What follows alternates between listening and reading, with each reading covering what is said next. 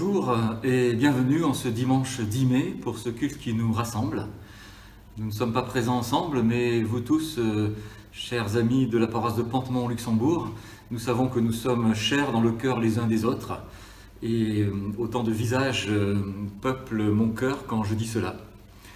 Nous ne sommes pas rassemblés physiquement, mais nous sommes rassemblés dans la communion, dans la fraternité, assis tous ensemble au pied du Seigneur pour chanter, pour prier, pour écouter sa parole.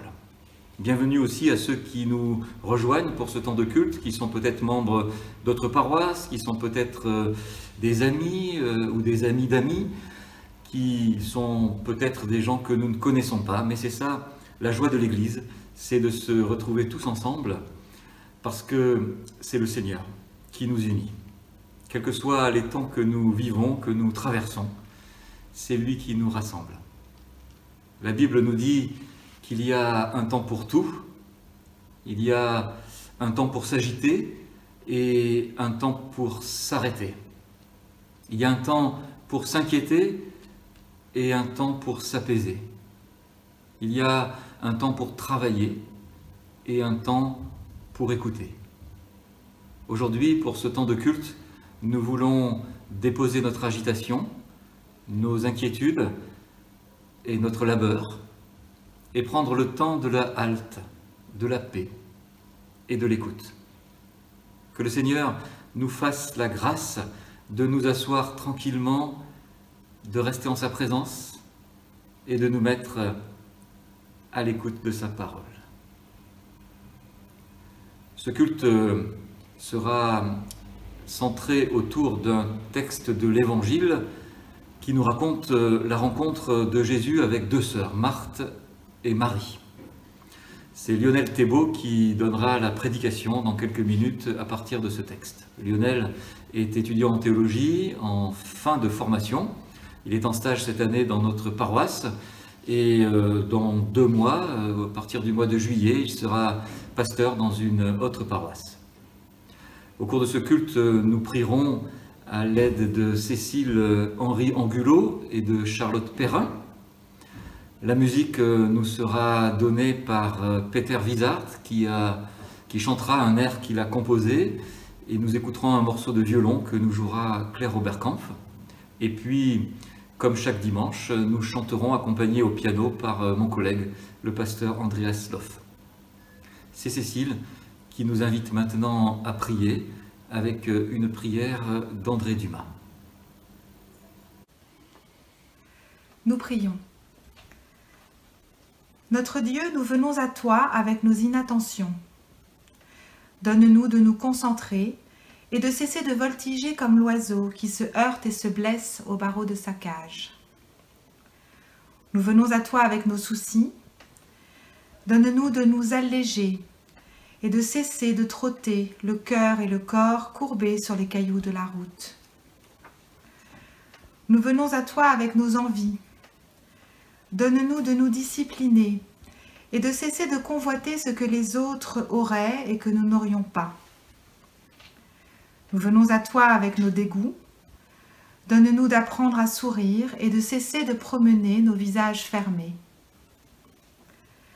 Nous venons à toi avec nos haines. Donne-nous de réapprendre à aimer et de cesser de mettre du bois au cœur de nos rancœurs. Nous venons aussi à toi avec nos bonheurs. Donne-nous de moins craindre de les perdre, afin de les laisser venir à nous, quand ta grâce les dispose et les dispense. Notre Dieu, nous venons à toi, tels que nous sommes, et nous te prions pour que tu viennes à nous, tel que tu es. Amen. Nous poursuivons cette louange en chantant « Je louerai l'Éternel ».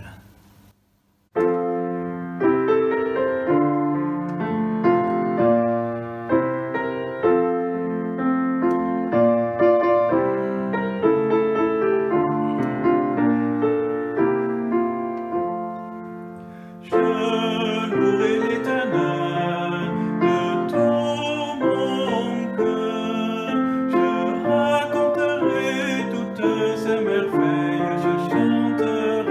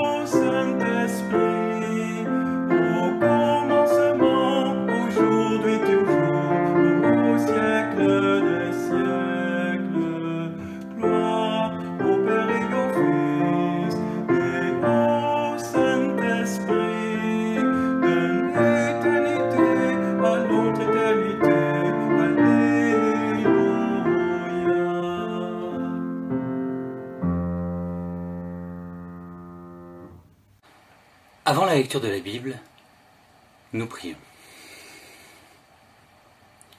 Seigneur, nous voici devant toi pour recevoir ce que tu veux nous donner aujourd'hui.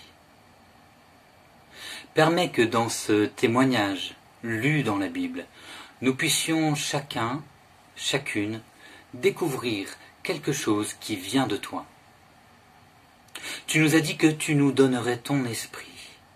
C'est notre espérance, afin qu'à l'occasion de ce culte, nous recevions une nourriture pour notre foi, une lumière pour notre espérance, et un amour vrai qui anime nos cœurs, nos paroles et nos actes.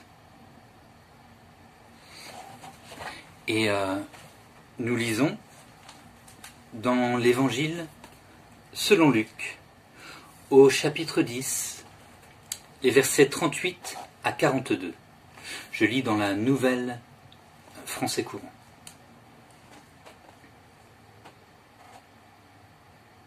Tandis que Jésus et ses disciples étaient en chemin, il entra dans un village où une femme, appelée Marthe, le reçut chez elle. Elle avait une sœur appelée Marie, qui, s'étant assise aux pieds du Seigneur, écoutait sa parole. Marthe était très affairée à tout préparer pour le repas. Elle survint et dit « Seigneur, cela ne te fait-il rien que ma sœur me laisse seule pour faire le service ? Dis-lui donc de m'aider. » Le Seigneur lui répondit « Marthe, Marthe, tu t'inquiètes et tu t'agites pour beaucoup de choses. Mais une seule est nécessaire. Marie a choisi la meilleure part qui ne lui sera pas enlevée. » Seigneur, ta parole est la vérité. Éclaire-nous par ta vérité.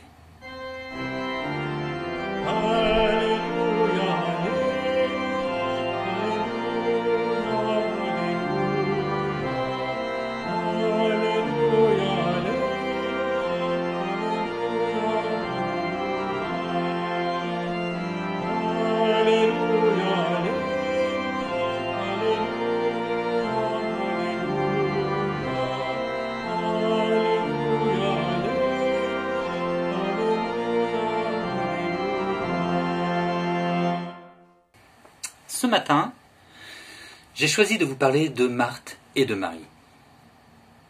Dans le passage de la Bible que je vous ai lu, nous avons Marthe, celle qui fait les tâches ménagères, et Marie, celle qui écoute les paroles de Jésus assise à ses pieds. Très tôt dans l'histoire de l'Église, ce récit a été interprété symboliquement. On a dit que Marthe était la figure de la synagogue et que Marie était la figure de l'Église. Marthe représentait la vie active et Marie la vie contemplative. Marthe nous parlait de la vie présente et Marie de la vie à venir dans le royaume. Plus tard, au XVIe siècle, Martin Luther voit en Marthe la justification par les œuvres et en Marie la justification par la foi. Jean Calvin, lui, valorise l'énergie de Marthe, mais il critique son refus d'écouter la parole du Maître. Cette scène, qui est très brève, 4 versets, se prête au jeu des contraires. Mais ce matin, ce passage de l'évangile de Luc me parle d'autre chose. Il me parle du rôle attribué aux femmes dans la société juive de l'époque de Jésus et de la manière dont Jésus relativise la pression sociale afin de permettre à ces femmes de trouver leur juste place. Voyons rapidement quelle était la place des femmes, le rôle des femmes dans cette société antique. Alors tout d'abord, une femme doit être mère. Tout est fait pour que la femme se sente obligée d'avoir de nombreux enfants. Et lorsqu'un homme n'a pas d'enfant, on dit que c'est la femme qui est stérile. La pression est très forte. Ensuite, les femmes sont désignées pour effectuer les tâches ménagères. Vous voyez que certaines choses ne bougent pas facilement, même si la situation évolue un petit peu ces dernières années. Et bien sûr, les femmes ne sont pas les bienvenues dans les lieux de décision politiques ou religieuses. Nous avons quelques exceptions quand même dans la Bible, il faut le rappeler. Nous voyons des prophétesses, des guerrières, des sages, des juges, etc. Cependant, sauf exception, une femme doit rester dans le rôle qu'on lui a assigné. Et bien souvent, ces fonctions se cumulent, c'est-à-dire qu'une guerrière, par exemple, ou une prophétesse, doit tout de même, en plus de son rôle social important, effectuer les tâches ménagères. Marthe fait les tâches ménagères. Il faut dire qu'elle reçoit Jésus dans sa maison.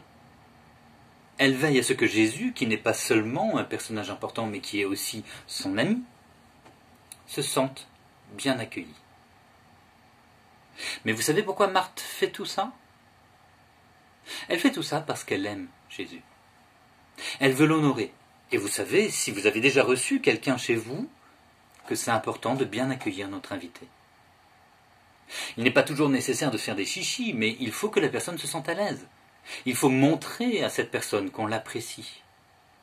C'est important. Donc on ne peut pas donner tort à Marthe. Et contrairement à ce qu'on dit souvent, Jésus ne lui donne pas tort. Il ne dit pas que ce qu'elle fait est inutile. Il ne critique pas son service. Il ne critique pas le fait qu'elle prépare tout ce qu'elle prépare. Ce qu'il critique, à mon avis, c'est son attitude envers Marie. Parce que Marie, elle ne fait rien. Et vous savez pourquoi elle ne fait rien, Marie? Parce qu'elle est occupée à écouter Jésus. Et Marie écoute Jésus parce qu'elle l'aime. Ce que fait Marie, c'est par amour. Elle a exactement la même motivation que Marthe. Et là, nous voyons que quand nous aimons quelqu'un, nous l'aimons tel que nous sommes, avec ce que nous sommes. Vous comprenez? Marthe était sans doute un peu jalouse de sa sœur. Elle a senti que Marie avait une place privilégiée auprès de Jésus. Mais je crois surtout qu'elle voulait que sa sœur fasse comme elle fait, parce que c'est le rôle attribué aux femmes. À titre d'exemple, on peut imaginer que leur frère, Lazare, était aussi aux pieds de Jésus. Il semblerait que ces trois-là vivaient ensemble, Marie, Marthe et Lazare. On peut se demander pourquoi Marthe vient critiquer Marie et ne vient pas critiquer Lazare. Lazare peut-être ne sait pas faire la cuisine. Il est, pour moi, vraiment question des rôles sociaux, là. Et très honnêtement, ça m'arrive aussi parfois de vouloir que les autres fassent comme moi, se comportent comme je me comporte, parce que, de manière inconsciente, il y a des rôles qui sont distribués, des choses qui sont assignées, on ne sait pas trop par qui. Ça m'arrive d'essayer d'imposer aux autres ma manière de faire. Soit de manière inconsciente, comme je l'ai dit, soit parce que des fois j'ai l'impression que tout seul c'est trop dur à porter. Et au lieu de réfléchir à qui pourrait m'aider, en mode automatique, je me dis de qui ce serait le rôle. Ou alors, je peux essayer de forcer là aussi, parce que j'estime que l'autre ne sait pas bien faire ce qu'il fait. Bref, Jésus, je reviens là-dessus, Jésus ne critique pas Marthe. Il prend la défense de Marie. Et c'est pas pareil. Devant l'accusation, Jésus se place toujours du côté des accusés. Devant l'oppression, Jésus se place toujours du côté des opprimés. Jésus ne condamne pas les tâches ménagères. Il rappelle à Marthe que les tâches ménagères ne sont pas un destin. Marthe est en train de comparer son service à celui de Marie. Et dans la vie quotidienne, nous nous comparons aux autres et nous jugeons les autres sans cesse. Marthe critique sa sœur, et pas son frère, parce que elle estime que Marie n'est pas à sa place. Elle n'est pas dans le rôle qu'elle devrait tenir. Le Talmud est un livre très important pour les Juifs, et il dit, je cite, « Que ta maison soit une maison pour les sages. Agrippe-toi à la poussière de leurs pieds et bois leurs paroles dans la soif. » Il est recommandé ici de ne pas avoir d'autre activité que d'écouter le sage parler. Et c'est ce que fait Marie. Elle s'assoit aux pieds de Jésus et elle reste là, à ne rien faire d'autre que l'écouter. Elle s'assoit aux pieds de Jésus. Agrippe-toi à la poussière de ses pieds.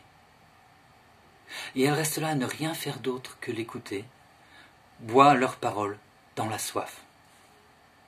Elle fait ce que dit le Talmud. Elle est dans une position de disciple. Elle étudie aux pieds du maître. Mais le Talmud dit aussi, apprendre la Torah à sa fille, c'est comme lui apprendre la débauche. Qu'une femme soit disciple, ça ne se fait pas. Si un rabbin enseigne à des femmes, c'est que le rabbin n'est pas très sérieux. Il chamboule l'ordre des sociétés traditionnelles. Mais vous savez, Jésus se fiche pas mal. Il se fiche pas mal de l'ordre social. Jésus, lui, il accepte des femmes dans son entourage proche. Il leur donne accès au savoir sur Dieu, qui est dans cette société le privilège des mâles. Ça ne le dérange pas de bousculer les conventions. Ce qui compte, pour Jésus, c'est la personne. C'est le cœur. Alors quand Marthe vient se plaindre de sa sœur auprès de Jésus, Jésus lui répond « Une seule chose est nécessaire. » Quelle est donc cette chose qui est nécessaire? Ce que j'entends, moi, c'est que Jésus dit à Marthe « Laisse Marie me servir à sa manière. Elle a la bonne part ou la bonne place. Elle ne lui sera pas enlevée. » Ce n'est pas un problème que Marie soit sa disciple. Ce n'est pas inconvenant à ses yeux. Ce qui est nécessaire, c'est que Marthe se concentre sur le service qui est le sien.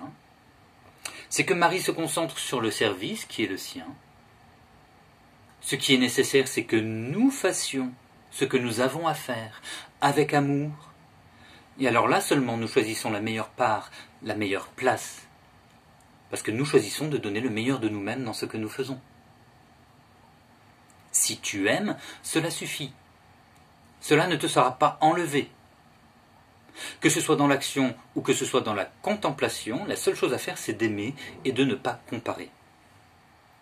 Ce qui semble compter ici pour Jésus, c'est l'adéquation entre le cœur de ces femmes et leurs actions. Marthe n'avait pas les mêmes aspirations que Marie. Ces considérations peuvent paraître incroyablement actuelles. C'était il y a 2000 ans.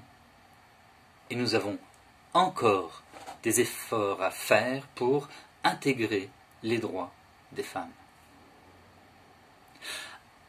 En Jésus-Christ, il n'y a plus ni homme ni femme, dit l'apôtre Paul. C'est-à-dire qu'une femme n'a pas plus de compétences qu'un homme pour tenir un balai. Nous sommes tous et toutes enfants de Dieu, à égalité devant Dieu, héritiers et héritières de sa promesse. Et nous devrions être à égalité les uns les unes devant les autres. Le déconfinement approche. Beaucoup de voix appellent à ne pas reprendre notre vie d'avant comme si rien ne s'était passé. Nous voulons que quelque chose de profond change. Nous voulons que l'être humain soit au centre de nos décisions. Et tout cela, moi aussi je l'appelle de mes vœux. Je voudrais que les structures de nos sociétés changent de manière à nous rendre la vie meilleure, de manière à ce qu'il y ait plus de justice sociale et que les logiques économiques ne soient pas maîtresses de nos vies. Je souhaite que l'on fasse systématiquement attention aux personnes les plus fragiles au nom de l'amour. Les difficultés des personnes les plus fragiles étaient perceptibles avant la crise sanitaire que nous traversons. Mais le confinement a rendu ces difficultés beaucoup plus vives. Je pense aux personnes seules, aux personnes malades, aux personnes sans abri, mais je pense aussi aux femmes seules, avec ou sans enfants, et aux femmes qui subissent des violences dans leur foyer. Je me demande si ces choses peuvent vraiment changer si nous ne changeons pas le regard que nous avons sur les autres. Nous agissons comme si nous savions mieux que les autres ce qui est bon pour eux, comme si nous savions ce qu'ils devraient faire, si nous savions mieux que ces personnes, quelle est leur place, quel est leur rôle. Nous les regardons comme si nous étions un Dieu juge. Un peu comme ces experts qui en savent tellement qu'ils sont incapables de reconnaître quand quelque chose leur échappe. Jésus, lui, n'agit pas comme ça. Je me demande si notre société peut évoluer dans l'amour si les femmes ne sont pas à égalité avec les hommes. Je vois que Jésus ne fait pas une place à Marie. Il ne l'autorise pas à être disciple. Il n'a pas ce côté condescendant de celui qui a le pouvoir et qui fait une œuvre charitable. Non. Elle vient, il l'accueille, considérant qu'elle est disciple au même titre que les 12. Il n'y a plus ni homme ni femme. Il n'y a pas de discrimination dans cet épisode. Pouvons-nous percevoir l'autre comme étant vraiment notre égal? L'homme comme la femme, la personne riche comme la personne pauvre, et que dire des personnes étrangères, non chrétiennes, de l'autre bord politique ou théologique. Pour moi, cette question de Marthe et Marie s'étend jusque-là. Si nous voulons former un monde nouveau, il faut s'en prendre à la racine de nos cœurs et nous soumettre à l'action de l'amour de Dieu en nous. La place des femmes est un chantier très important dans la construction du monde qui s'ouvre à nous. Puissions-nous avancer ensemble sur le chemin que Dieu nous ouvre pour que chacun, chacune, trouve sa juste place. Amen.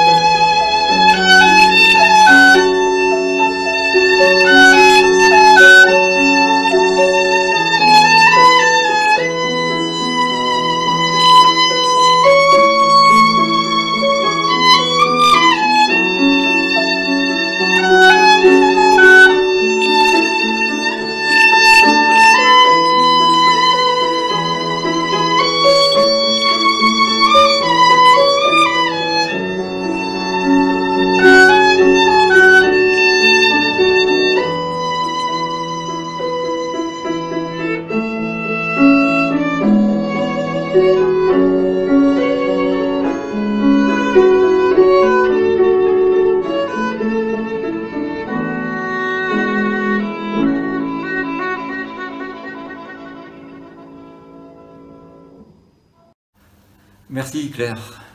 Nous prions maintenant. C'est Charlotte qui va nous conduire dans la prière avec une prière qui nous vient du DEFAP, le service protestant de mission. Nous prions. Seigneur, donne-moi de voir les choses à faire sans oublier les personnes à aimer.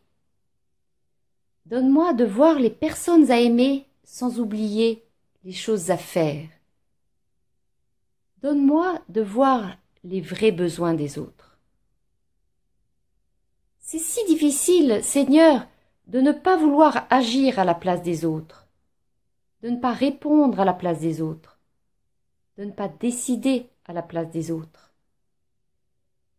C'est si difficile de ne pas prendre nos désirs pour les désirs des autres et de comprendre les désirs des autres quand ils ne sont pas les nôtres. Seigneur, donne-moi de voir ce que tu attends de moi parmi les autres et enracine au plus profond de moi la certitude qu'on ne fait pas le bonheur des autres sans eux. Seigneur, apprends-moi à faire les choses en aimant les personnes. Apprends-moi à aimer les personnes pour que ce soit ma joie de faire quelque chose pour elles et pour qu'un jour elles sachent que toi seul, Seigneur, est l'amour. Toi seul, Seigneur, est l'amour. Nous poursuivons cette prière en disant ensemble les paroles que Jésus nous a enseignées. Notre Père qui es aux cieux, que ton nom soit sanctifié, que ton règne vienne, que ta volonté soit faite sur la terre comme au ciel. Donne-nous aujourd'hui notre pain de ce jour. Pardonne-nous nos offenses, comme nous pardonnons aussi à ceux qui nous ont offensés. Et ne nous laisse pas entrer en tentation, mais délivre-nous du mal. Car c'est à toi qu'appartiennent le règne, la puissance et la gloire, pour les siècles des siècles. Amen. Avant de terminer ce culte par un chant et puis par la bénédiction, je voudrais remercier toutes celles et ceux qui ont contribué à ce que nous puissions prier ensemble pendant ce culte. Merci Lionel, merci Cécile et Charlotte, merci Peter et Claire, merci Andreas. Et je voudrais dire un merci tout particulier à Moïse, Moïse qui n'apparaît pas à l'image, mais qui fait le montage de ce culte et qui assure sa mise en ligne.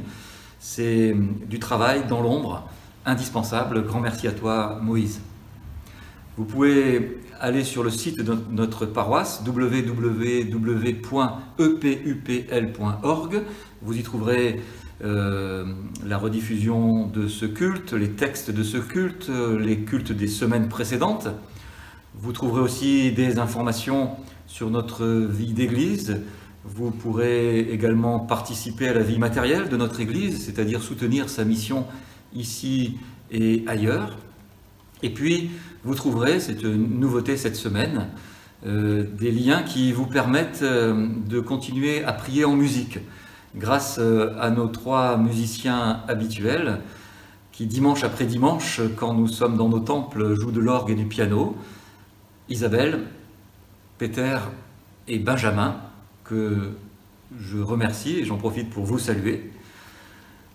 Vous trouverez donc sur notre site des liens qui permettent de mieux les connaître et puis aussi des vidéos qui les montrent en train de jouer et qui nous permettent de les écouter à l'orgue et au piano. Vous trouverez également sur le site du violon joué par Claire, comme dans ce culte. Je vous invite maintenant à chanter ensemble « Magnifique est le Seigneur ».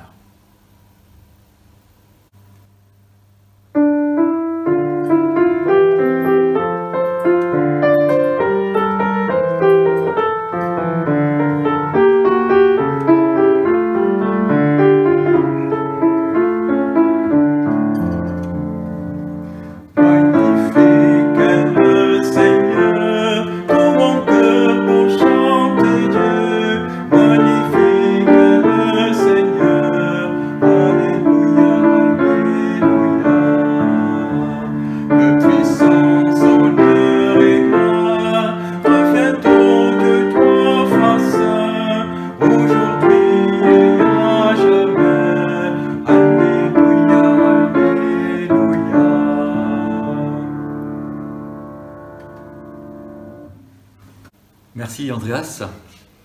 Au moment de recevoir la bénédiction, quelques paroles d'envoi. Le Seigneur nous a donné, pendant ce temps de culte, de cesser pour un temps de nous affairer comme Marthe. Il nous a donné de nous asseoir comme Marie, qui nous donne de continuer à contempler sa grâce dans notre vie de tous les jours, qui nous donne de toujours choisir la meilleure part, celle qui permet de s'ouvrir à la présence des autres et de reconnaître la sienne. Dans l'action ou dans la contemplation, qui nous donne d'aimer et qu'ainsi chacun, chacune, trouve sa juste place. Que la paix de Dieu soit sur nous, que la paix de Dieu soit en nous, que la paix de Dieu soit par nous, que nous soyons assis au pied du Seigneur ou affairés pour l'accueillir, que nous soyons dans l'action ou dans la contemplation, que Dieu nous bénisse et nous garde en Jésus-Christ. Amen.